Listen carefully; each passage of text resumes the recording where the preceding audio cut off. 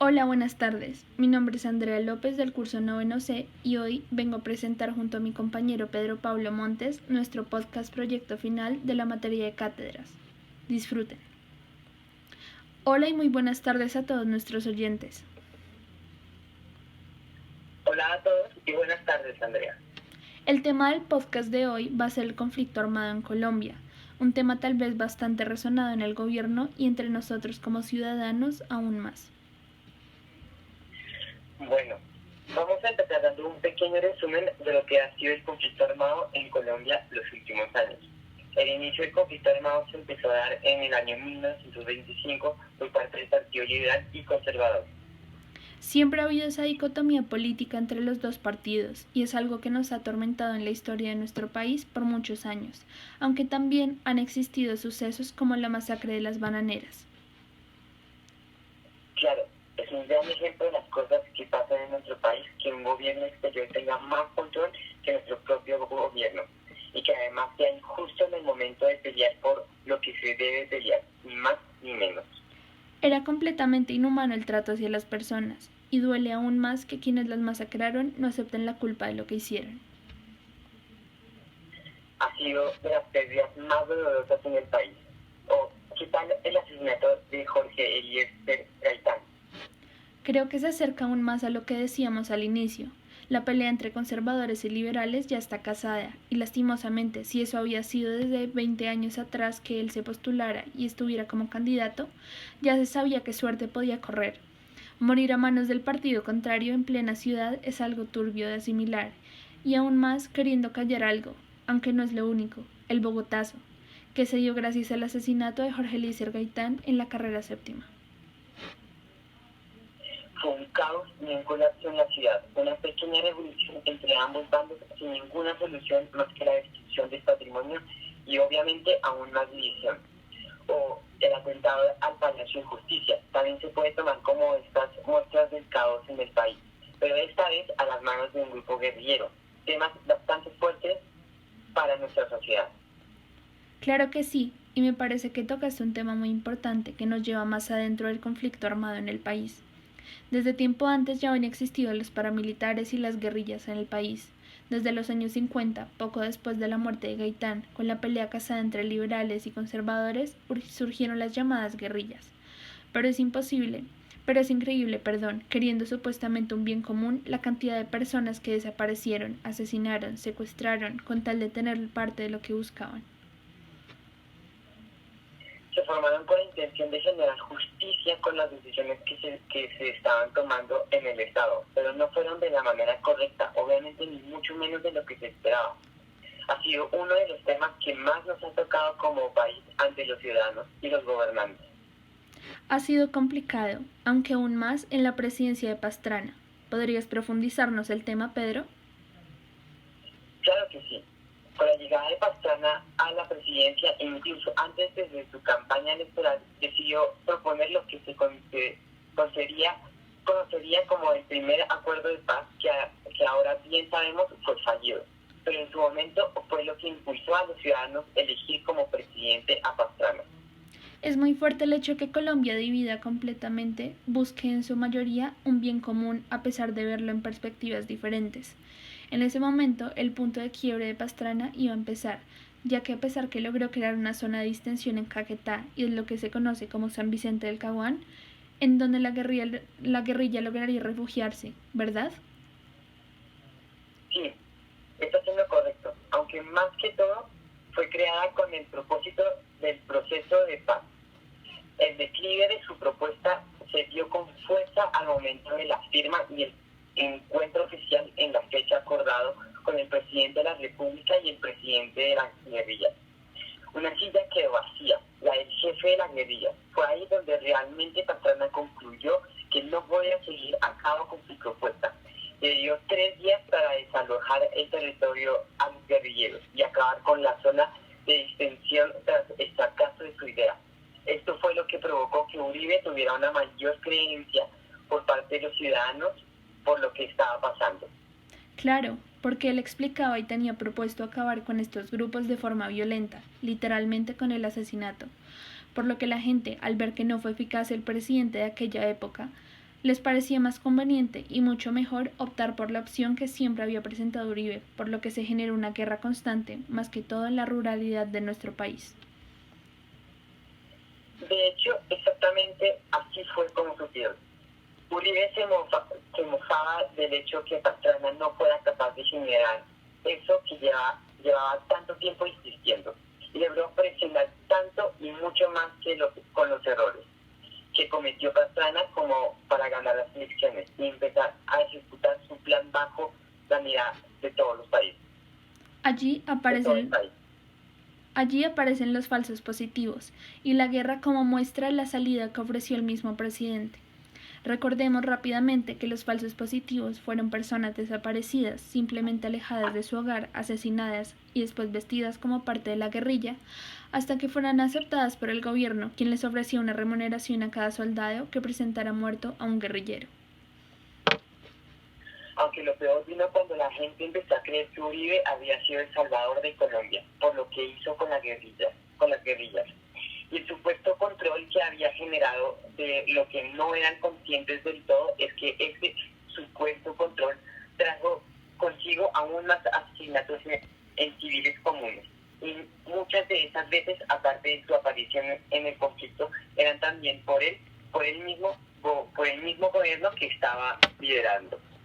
Colombia por mucho tiempo ha permanecido como una nación cegada de las realidades que la rodean, ya sea por mentiras que han dicho los gobernantes o simplemente por ignorancia, una enfermedad social incluso más grave que cualquier otra.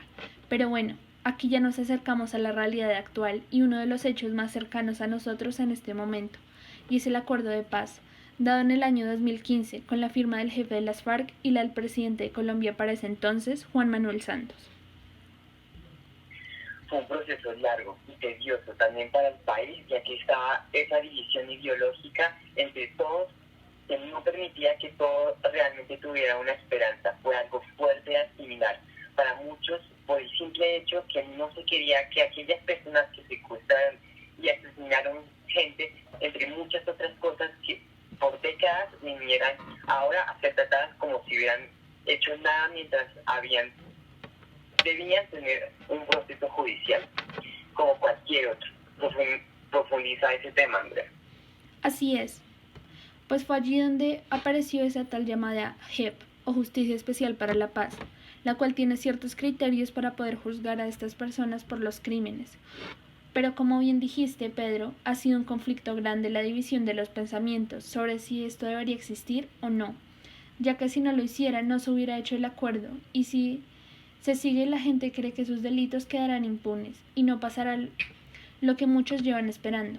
A la gente le sonaba increíble poder decir Colombia en paz, como un anhelo que no han podido afirmar del todo. Además que con lo que hemos vivido en 2020 al respecto, sabemos que el acuerdo no fue tan eficaz como lo pensábamos. Han reaparecido y desaparecido personas que estaban ya dentro de la JEP. Y listas que volvieron a reintegrarse a su grupo armado. Es triste, pero es algo que no se puede seguir permitiendo en nuestro país. ¿Piensas que hay buenos y malos bandos, Pedro? No hay ni buenos ni malos bandos en esto. Todos son culpables de lo que pasó con el país, ya que ninguno está exento del daño y muerte. Sin embargo, la paz consiste en aceptar aquello que ya pasó y lógicamente no bajo un concepto de pensamiento. Igual en todo el país.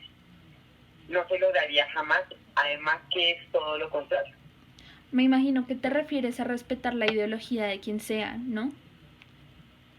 Sí, así mismo como lo plantea. Un país no puede estar en paz sin tener la conciencia y el respeto hacia el otro. Llámese alguien de cualquier partido o cualquier clase social, después de todo estamos sometidos a lo mismo. La gente no debería buscar la paz por sí solos, por esa misma razón. La verdad, algo así es lo que necesitamos en nuestro país. La gente debe dejar de aferrarse a esa idea que se tiene de paz y aún más buscándola ellos mismos, como ya mencionaste. Hay que tener en cuenta que los únicos con la potestad de decir que perdonan a alguien son las mismas personas que sufrieron la guerra directamente en sus vidas. Llámese la madre de un desaparecido, el hermano de un asesinado o el padre de un secuestrado. Hay que entender que queriendo solucionar las cosas como niños pequeños jamás van a llegar a nada, y mucho más por cómo se dieron las cosas. De hecho, llegamos a otro tema relevante, Pedro, y es la importancia de la paz para que se esclarezca la verdad de lo acontecido. No se trata simplemente del cese de armas, aunque muchos se cree así. También es de tener claras las acciones que cometieron y cómo fue que sucedieron. Así es la única manera que tienen las familias de tener tranquilidad de una u otra forma del paradero de aquella persona que desapareció en el conflicto. El por qué, el cuándo, el cómo. Es fuerte la realidad que enfrentan muchos civiles en cuanto a esto. Y es algo mucho más complicado de tener que vivir en un país que aún después del acuerdo sigue armado, lleno muchas veces de muertes y que aquello mismo que nos destruyó. Solo es que usted como oyente se imagine a algún miembro de su familia envuelto en alguna situación así. Alguien que un día, al ir a su trabajo, a la universidad, al colegio, simplemente no haya vuelto, pero que se sepa que fue una víctima más de la guerra en Colombia. ¿Cree que es justo para quien sea la desaparición? ¿Cree que es justo para quien sea por lo menos no saber qué fue lo que pasó? ¿Dónde está su cuerpo? Tema fuerte, Andrea. Y muy de tratar con pincitas. Pero en realidad que muchas personas a lo largo de Colombia sufrieron y muchos más siguen sufriendo. Aquella incertidumbre que no les permite algunas veces perdonar y poder tener la vida normal por lo que les resta. Es algo que la única manera de frenar lo acontecido y seguir en esta construcción que estamos teniendo es la verdad. No hay mejor manera de solucionar un conflicto con eso. Es garantizar no solo la paz como un conjunto que somos, sino la paz individual que las personas llevan buscando por tantos años. Es necesario además, por el simple y principal motivo del acuerdo, garantizar la no repetición de tantos años de conflicto. Movidas tan sucias con gente común que no merecía el trato ni el futuro que se ganaron, por los niños envueltos en guerra, por las familias de los asesinados, por quienes se vieron afectados, por todos, por Colombia. No han sido años fáciles para Colombia, pero precisamente se trata de seguir en el crecimiento de una nación renacida y mejorada. Una nación que ojalá haya aprendido de su pasado y lo que jamás como ciudadanos podemos resolver a permitir que suceda. La paz está en cada uno de nosotros, en la responsabilidad que tenemos con nuestro país y el respeto que debemos tener hacia el otro para no tener a la defensiva ninguna opinión o ideología. Todos buscamos llegar al mismo camino. Esperamos que tantos años de guerra hayan servido para esclarecer lo que debemos hacer y el tope que le debemos poner a factores de tal magnitud. Y repito una frase y muy famosa: quien no conoce su pasado estará condenado a repetirlo. Que la verdad llegue y la paz esté en usted oyente, en nosotros, nuestras familias, en nuestra ciudad y finalmente que la paz esté en nuestra nación, Colombia, que es mucho más de lo que hemos convertido en estos años. Bueno, aquí acabamos. Gracias por escuchar.